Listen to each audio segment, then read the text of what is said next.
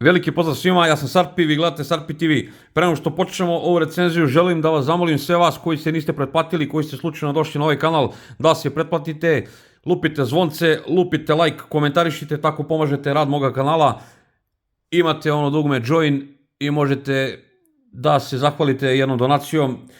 Ispred nas je Realme 10, izašao je u novembru 2022. godine, kod nas je pojavio tek od skoro 178 grama, težak, Gorilla Glass 5 zaštita, plastični je frame, plastika je nazad. Pogledajte, lep telefon, pogotovo na suncu, svetluca, ova leđa ima 3,5 mm, nema stereo zvuk, ali zato prima dve SIM kartice i nezavisni slot za micro SD karticu.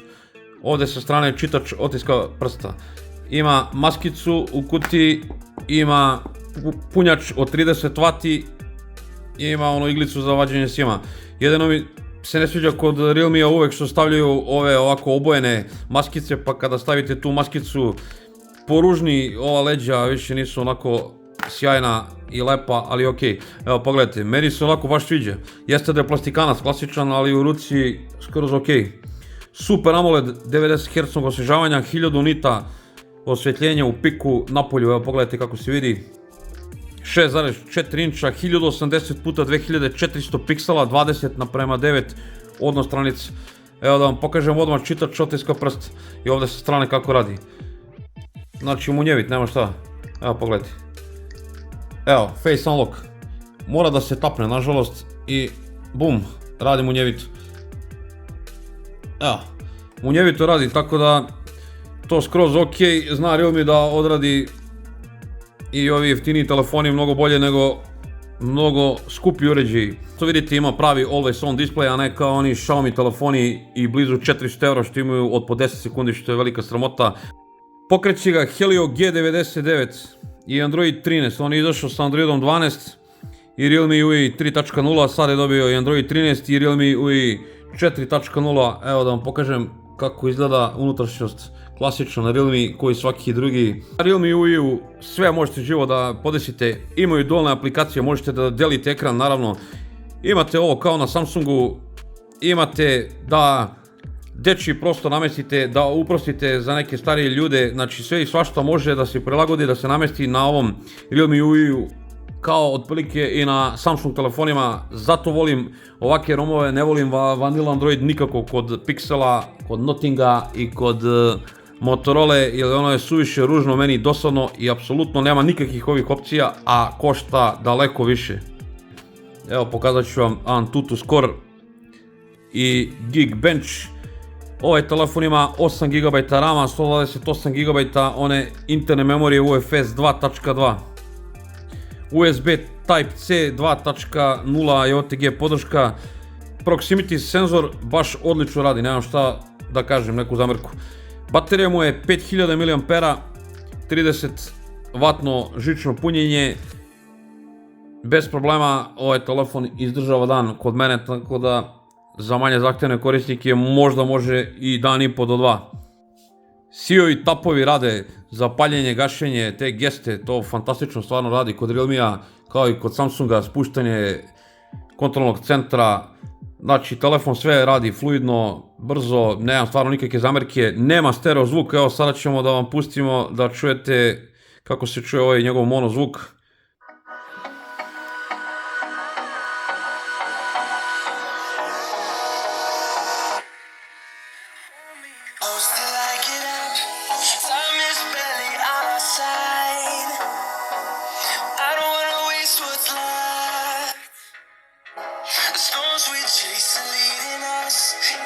Nažalost, zvuk je takav kakav jeste, ok, glasom se čuje, nije to ništa strašno.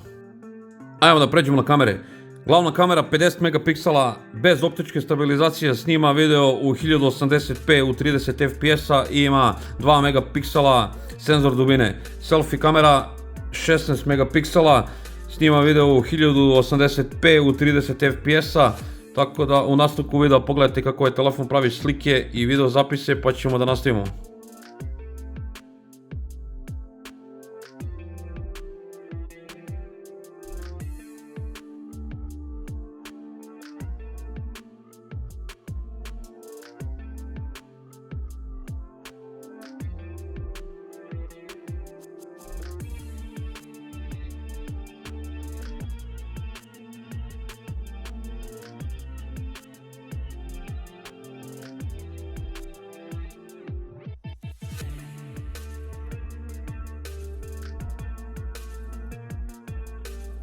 Snima Realme 10, noći teški uslovi,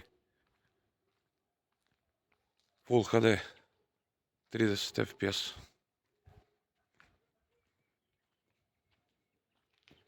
Snima Realme 10, noći teški uslovi, Full HD, 30 fps.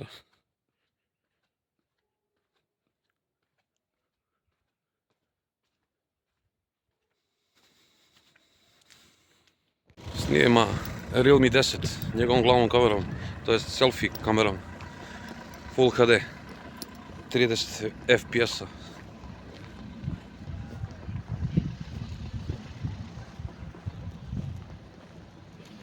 Snima Realme 10 njegovom glavnom kamerom, Full HD, 30 fps.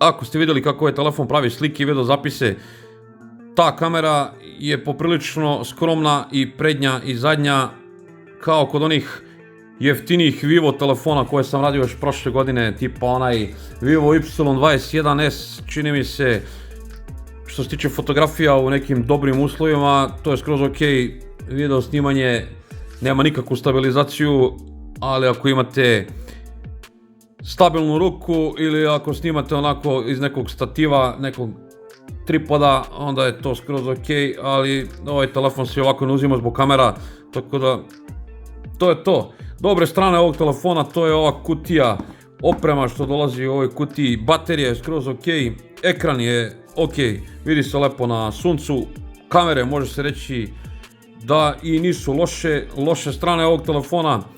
Nema nikakav IP certifikat, nema stereo zvuk, stabilizacija videa je baš nepostojeća, procesor je jako slab, telefon po meni nije trebao ni da izlazi, uskoro izlazi vrlo brzo Realme 11 i 11 Pro Plus, vjerojatno su vidjeli da su izbacili potpuno promašen model telefona, nažalost bio sam u pravu, imate u gornjem desnom uglu video za vas koji ne pratite ovaj kanal duže vreme, ja sam ovo još u januaru mjesecu najavio kakvi nas telefoni, pogotovo od Xiaomija i Realmija očekuju u ovoj godini, nisam promašio apsolutno ništa.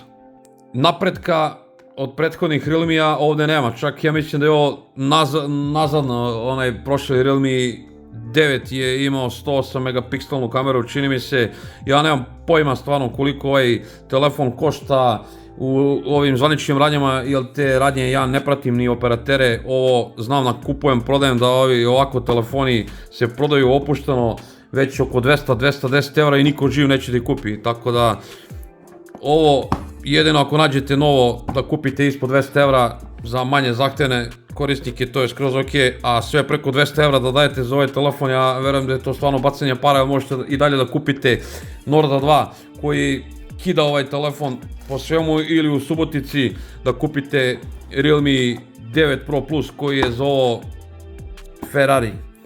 Šta da vam kažem, ako se niste pretplatili, pretplatite se, lupite like, komentarišite, zanima me i vaše mišljenje da kažete šta vi mislite, slobodno tako podržavate i rad moga kanala. Vidimo se u nekom od sljedećih videa, puno pozdrava od Carpi TV-a.